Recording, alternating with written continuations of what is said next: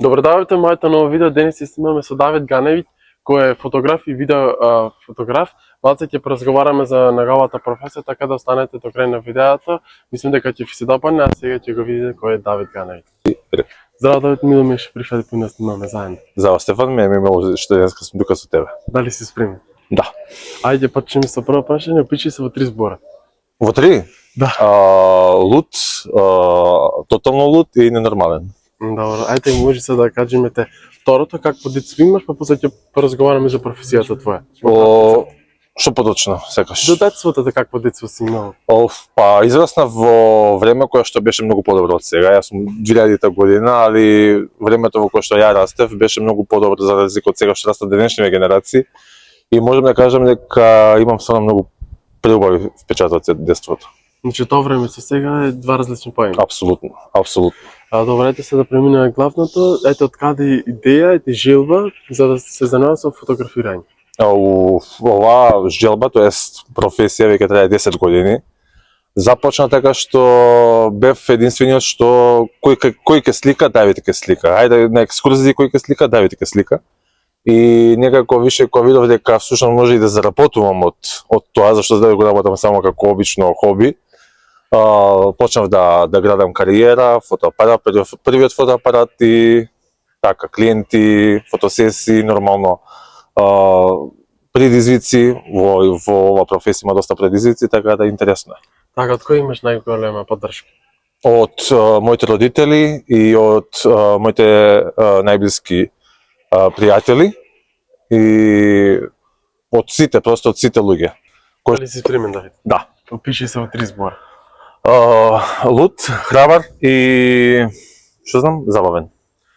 Какво детство имаш, ако можеш нешто да ни откриеш или да ни кажеш? Во кратки црта. Па искрено, јас сум 2000-то годиште и можам да кажам дека тоа детство и сегашното што го има детството е многу различно. Тогаш стварно живеевме детство и имам многу убави спомени од тоа време. И мислам дека суштината на што зборам? Чак. Вакво значи да ти ме праша за детството, така добро, сега зборам. Иначе јас сум од 2000-та година и можам да кажам дека тоа детство и ова детство денеска што го живеат децата е сосема различно. И ја имам повеќе спомени, преубави спомени и премногу дружба и некако мислам дека тоа е дека тоа се моменти кои што ќе траат. Супер, ете, откаде желба изразете или мотивација за фотографија или видеофотограф? Желбата започна, тоест, да, желбата започна уште пред 10 години, кога почнав да фотографирам, а тоа беа мои другарки кои што беа обседнати, тога започна Инстаграмот и беа обседнати со фотографија, да имат убави фотографии, кои ќе не слика, Давид ќе не слика. И кога видов дека всушност тоа може да биде одлична професија, ете, тоа е сега моја работа, да, мојот живот.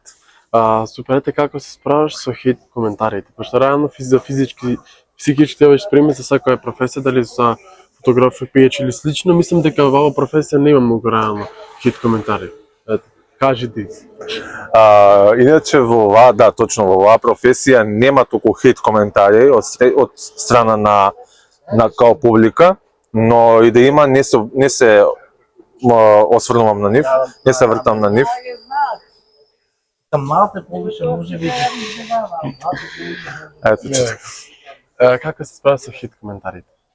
Искрено се справувам супер. Во оваа до сега сум немал хейт коментари во оваа професија. И мислам дека ова е професија која што е слободна, значи ова е уметност, така да што знам. Немам некој коментар на хейтерите. Мислам дека не ни се замараш тоа. Да, точно. Кога ти беше првата фотографија и како ти беше чувството? Ако мислиш за прва фотографија како фотографија, тоа ми беше со телефон и сликав рандом другарки. Тоа да речем као секојдневие. Но се дека не ми се јавија одредени луѓе за соработка, тогаш више почна потензично и повозбудливо да станува. Секој нов чекор, секој нов повик за соработка беше се повозбудлив. Супер, која е разлика меѓу фотографија и видеофотографија? Добро, може. Разликата помеѓу фотограф, чекај. Која е разликата меѓу фотограф и видеофотограф? Разликата е голема, но имаат доста и исти работи. Фотографијата е многу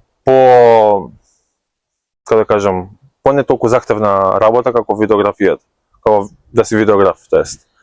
Двете имаат иста суштина, тоа е да дадеш многу глума во самиот модел, да даде доста глума и доста енергија, али мислам дека видеографот е малце по захтевна професија. Според мене. Дали имаш направена мала пауза? Да, имам. Има смаче, например, да не можеш да снимаш при мене месец, 2 недели, 3.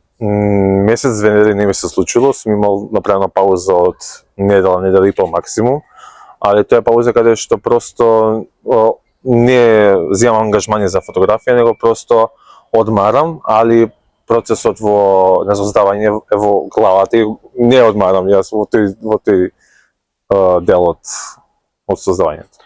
Така, дали можете се со ова професија, дали може да се живеете нормален живот во Македонија? Тоа е една точка. Може се живее и само што треба доста време за еден млад човек да успее, може се живее и само треба време. Така, последното прашање да најдено што планираш вино ако можеш да не откриеш.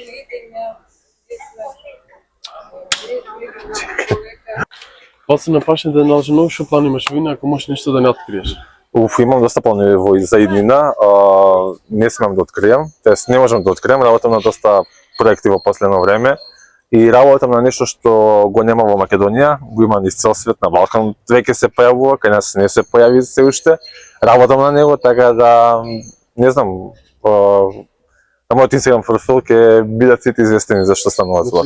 Најчесто во глобала се работи за твојата професија. Да, за мојата професија. Дај Боже да ти се отсворат сите плани, сите соништа Фала и мило ми е дека ќе учествуваме да снимаме видео. Толку до видео кој се допа на видео.